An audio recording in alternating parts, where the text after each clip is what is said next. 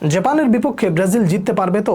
আগের দেখা হার, কিন্তু এবার জিতলে স্বপ্ন টিকে থাকবে, হারলে বিদায়। এমন সমীকরণে আপনার মাথা যখন চিন্তায় ভার হয়ে আছে, তাই তো? চলুন সব প্রশ্নের উত্তর খোঁজার চেষ্টা করি, অনেকটা হালকা হতে পারবেন। প্রথম প্রশ্ন, ব্রাজিল পারবে তো? এই চিন্তাটা এই মুহূর্তে হওয়াটা যেমন স্বাভাবিক, একই সাথে ব্রাজিল জিতবে এই আত্মবিশ্বাসটাও আপনার মধ্যে অবশ্যই থাকতে হবে। তার কারণ যেই দলকে আপনি সমর্থন করেন সেই দলের বিপক্ষে কত বড় শক্তিশালী দল আসুক, এইটা আপনার দেখার সময় না, বরং আপনি আত্মবিশ্বাসের সাথে এটা বলতে পারেন যে যেমনই হোক না কেন শেষ বিন্দু পর্যন্ত বা শেষ মিনিট পর্যন্ত আমার দলের উপরে সমর্থনটা থাকবে। এটা একটা বেসিক সান্ত্বনা বলতে পারেন, কিংবা আপনার আত্মবিশ্বাস বুস্ট আপের জন্য এটা একটা বার্তা হতে পারে। কিন্তু যদি আমরা একটু ম্যাচের ভেতরে ঢুকি তাহলে অনেক কিছু আসলে আমাদের সামনে চলে আসবে। প্রথম প্রশ্ন, আগের ম্যাচটায় অর্থাৎ এর আগে জাপানের বিপক্ষে ব্রাজিল 2টা গোল নিয়ে লিড নিয়েছিল, সেই ম্যাচ হেরে গিয়েছিল। দেখুন ওটার পার্সপেক্টিভ আর এটার অবস্থা এক নয়। ওটা ছিল একটা ফ্রেন্ডলি ম্যাচ, আর যেখানে নিজেদেরই একজন খেলোয়াড় আপনার হয়ে যখন প্রতিপক্ষের হয়ে যখন গোল করে দেয়, তখন আর আসলে আপনি সেই ম্যাচ কিভাবে বের করে আনবেন, এটা যেমন একটা ইস্যু, একই সাথে এটা হচ্ছে একটা টুর্নামেন্ট, বিশ্বমঞ্চের একটা টুর্নামেন্ট। এখানে নার্ভ ধরে রেখে অবশ্যই আপনাকে শেষ মিনিট পর্যন্ত নিজেকে জয়ী করে আনতে হবে। আর সেই হিসেবে অবশ্যই কার্লো আনচেলত্তির উপরে আপনি বেশ বড় একটা ভরসা রাখতে পারেন। এখানে ট্যাকটিক্যাল আলাপের দিকে যদি একটু যাই, তাহলে একটা বিষয় খুবই পরিষ্কার, ব্রাজিলের কোন কোন জায়গাটায় সব থেকে বেশি কনসার্নিং, ব্রাজিল কোন কোন জায়গাটায় ইমপ্রুভ করতে পারে, কিংবা ব্রাজিল কোন কোন জায়গায় একটু যত্নশীল হয়ে নিজেদেরকে রক্ষা করতে পারে, সেই ব্যাপারগুলো আলোচনা করতে গেলে আপনার জাপানের রিসেন্ট টাইমের পারফরমেন্স দিকে আপনার অবশ্যই একটু দেখতে হবে। বিশ্বকাপে গ্রুপ পর্বে তারা কিন্তু খুবই ভালো করেছে যদি বলি, তাহলে কি ভুল বলা হবে? অবশ্যই না। তারা নেদারল্যান্ডসের বিপক্ষে খেলেছিল, 2-2 গোলে ড্র করেছে, তাই না? তারপরে সুইডেনের মতো দলের বিপক্ষে খেলেছে, সেখানে 1-1 গোলে ড্র করেছে। এখানে একটা জিনিস খুব ভালো করে বুঝতে হবে, জাপানের যে ফরমেশনটা, সেই ফরমেশনটা খালি চোখে যখন আপনি দেখবেন, অর্থাৎ ম্যাচ যখন শুরু হয় তখন যখন দেখায়, কিংবা আপনি যদি কোনো ওয়েবসাইটে টাইপ করেন তখন আপনি দেখবেন সেখানে দেখাচ্ছে 3-4-2-1 এই ধরনের একটা ফরমেশন। কিন্তু এই ফরমেশনটা চেঞ্জ হয়ে যায় অন দ্য বলে এবং অফ দ্য বলে। অন দ্য বলে তাদের অবস্থাটা কেমন হয় জানেন? দুই পাশের যে দুটো মিডফিল্ডার তারা উইংয়ে চলে আসে, অ্যাটাকে তারা হয়ে যায় 5 জন। আবার বলি, অ্যাটাকে তারা তখন হয়ে যায় 5 জন। আর যখন অফ দ্য বলে হয় তখন 2 জন অ্যাটাকিং মিডফিল্ডার আস্তে করে নিচের দিকে নেমে এসে সেন্টার মিডফিল্ডে দখল করে নেয়, এবং যে 2 জন রাইট এবং মিডফিল্ডে ছিল তারা 2 জন নিচে নেমে গিয়ে সরাসরি ফুল ব্যাক হয়ে যায়। যে কারণে তাদের অফ দ্য বলে স্ট্র্যাটেজিটা হয়, ডিফেন্ডার থাকে 5 জন, মিডফিল্ডার থাকে 4 জন, আর উপরে থাকে 1 জন জাস্ট কোনো রকম প্রেস করার জন্য বা পজিশন ব্লক করার জন্য। তো এই ধরনের স্ট্র্যাটেজি যখন একটা দল নিয়ে সামনের দিকে আগায়, তখন প্রতিপক্ষ হিসেবে বা আপনার দল হিসেবে আপনি আসলে কি ধরনের চিন্তা করবেন? এবার হচ্ছে আসল খেলাটা।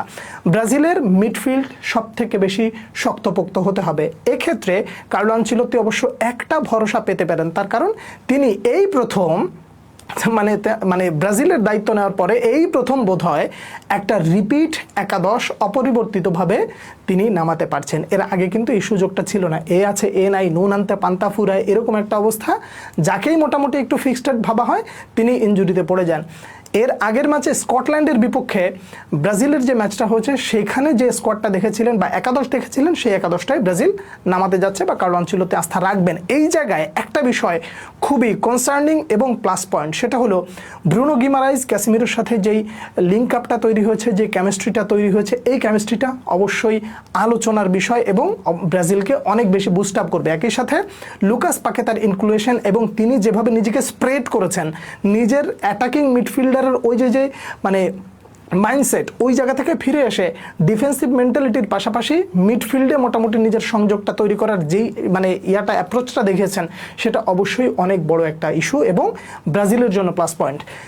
জাপানের বিপক্ষে ব্রাজিলের ডিফেন্স কতটা সলিড হতে হবে এটা বোঝার জন্য আপনাকে এর আগের ম্যাচগুলো আপনি যদি একটু চিন্তা করেন তাহলে বুঝবেন। নেদারল্যান্ডসের মতো দলকে যখন তারা 2টো গোল দিয়ে ফেলে, তখন আপনার বুঝতে হবে যে এই দলটা অবশ্যই পিছিয়ে থাকলে শেষ মুহূর্তে এসে ম্যাচ ঘুরিয়ে দেওয়ার ক্ষমতা রাখে। তার মানে নেদারল্যান্ডসের বিপক্ষে তারা শেষ মুহূর্তে গোল দিয়ে ড্র করেছিল, পয়েন্টটা ভালো করে মনে রাখবেন। আবার এই দলটাই কিনা যখন সুইডেনের বিপক্ষে খেলে তখন তারা গোল খেয়ে তারপরে হচ্ছে ড্রটা হয়েছিল। এর মানে যখন তারা প্রথম গোলটা দেয় তখন তারা একেবারে ভালোভাবে বাস পার্কিং শুরু করে, আবার যখন তারা প্রথম গোল খেয়ে যায় শেষ মুহূর্ত পর্যন্ত অল অ্যাটাকে চলে যায়। এই উদাহরণটা এই জন্য টানলাম, ব্রাজিল এবং জাপানের মধ্যকার এই ম্যাচটায় যারা আগে গোল পাবে তারাই হচ্ছে সব থেকে বেশি অ্যাডভান্টেজের দিকে চলে যাবে। কীরকম? যদি জাপান আগে গোল পেয়ে যায় তখন দেখবেন ওরা পজিশন ঠিক রেখে লো ব্লকে খেলার চেষ্টা করছে এবং বাস পার্কিং করা শুরু করে দিয়েছে। ব্রাজিলকে তখন ছুরির উপরে নাচাবে। কেন নাচাবে এটা বললাম? এটা বলার পেছনের কারণ হলো ওরা 90 মিনিট, মানে এমন একটা শব্দ বলা দরকার যে শব্দটা বললে আসলে আপনার কাছে খারাপ লাগতে পারে, ওরা হচ্ছে পশুর মতো দৌড়ায়। বুঝতে পেরেছেন কোন পশুটা? এবার আপনি বুঝে নেন। তো এই যে পশুর মতো দৌড়ায়, ওদের ভেতরে যে পরিমাণ দম আর যে পরিমাণ ওদের মানে স্ট্যামিনা, এইটা আসলে ইউরোপিয়ান যারা বা ইউরোপিয়ান ফুটবলের সাথে যারা নিয়মিত খেলে তাদের জন্য অনেকটা কষ্টকর হয়ে যায়। 90 মিনিট এইভাবে সার্ভাইভ করা যে কোনো দলের জন্য টাফ, আর ইউরোপিয়ান দলের জন্য আরও বেশি টাফ। যদি আপনি বলবেন ভাই ব্রাজিল তো ইউরোপিয়ান দল না, এটা তো ল্যাতিন আমেরিকার দল, দেখুন দলটা ল্যাতিনের কিন্তু অধিকাংশ প্লেয়ার হচ্ছে ইউরোপে খেলে, যে কারণে আপনি ল্যাটিন ট্যাগ দিয়ে আপনি ল্যাটিনের দল বানিয়ে দিতে পারবেন না। আপনাকে ধরতে হবে যে এই দলটায় সব থেকে বেশি প্লেয়ার কোন সাইডের আছে। এই ব্যাপারগুলো হচ্ছে ইম্পর্টেন্ট। তো যেটা বলছিলাম যে যদি জাপান আগে গোল পেয়ে যায় তখন তারা বাস পার্কিং শুরু করে যখন পজিশন ভিত্তিক খেলা শুরু করবে, ব্রাজিলের তখন ম্যাচ বাঁচানোর জন্য হোক আর যে জন্যই হোক না কেন ডিফেন্সটা ছেড়ে দিয়ে কিছুটা অ্যাটাকিং মাইন্ডসেটে তাদের খেলতে হবে। আর যখন অ্যাটাকিং মাইন্ডসেটে কোনো দল খেলে তখন লিকেজ তৈরি হয় ডিফেন্সে, আর সেই সময় কাউন্টার অ্যাটাকে যে কোনো মুহূর্তে দল গোল খেয়ে যেতে পারে।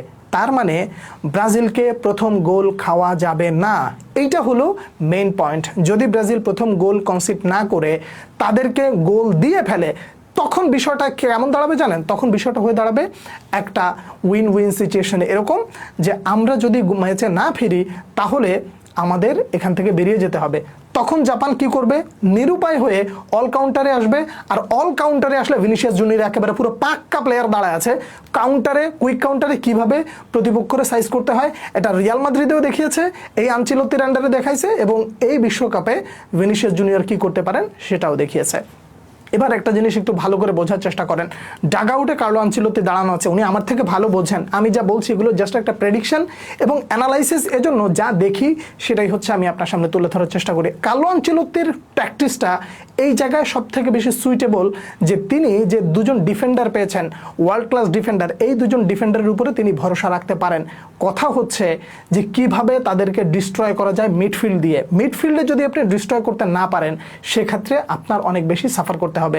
আর যদি ডিস্ট্রয় করতে হয় ক্যাসিমিরোর ইনক্লুশন, একই সাথে তার মাস্টার ক্লাস পারফরমেন্সটা খুব বেশি প্রয়োজন হবে, কারণ ওদেরকে যদি মিডফিল্ড থেকে ডিস্ট্রয় করা না যায় সেটা হয়ে যাবে অনেক বেশি মাইনাস পয়েন্ট। যে কারণে আমি ব্যক্তিগতভাবে মনে করছি ব্রাজিল এই ম্যাচটা জিততে পারে কার্লো আনচেলত্তির ট্যাকটিক্সের কারণে। ব্রাজিল এই ম্যাচটা জিততে পারে তাদের আত্মবিশ্বাস, তাদের লিগেসি এবং তাদের রিসেন্ট টাইমের ফর্ম। কিন্তু মনে রাখতে হবে প্রতিপক্ষকে ছোট মনে করলে আর যদি হালকাভাবে নেওয়া হয় তাহলে সেখানে বড় ধরনের পরীক্ষা দিতে হতে পারে। তার কারণ নেদারল্যান্ডস কোনো সহজ প্রতিপক্ষ ছিল না, তাদেরকেও মোটামুটি চোখে চোখ রেখে এই দলটা কিন্তু মোটামুটি ভালো একটা কিছু দেখিয়ে এসেছে। আবার এই দলটা সুইডেনের বিপক্ষেও নিজেদের শক্তিমত্তা দেখিয়ে এসেছে। তার মানে ব্রাজিলকে জিততে হলে অবশ্যই ভালো কিছু করতে হবে। মনে রাখবেন প্রথম গোলটা ব্রাজিলের জন্য খুব ইম্পর্ট্যান্ট। এই গোলটা এসে গেলে পরে আর 2-3 গোল আসাটা খুব বেশি একটা কষ্টকর হবে বলে আমি মনে করি না। যা আমি বুঝেছি সেটাই আপনার সামনে তুলে ধরেছি। আপনারা কে কি মনে করছেন জানাবেন। পরবর্তী ভিডিওতে আবার দেখা হচ্ছে, সে পর্যন্ত অনেক অনেক ভালো থাকবেন। আল্লাহ হাফেজ।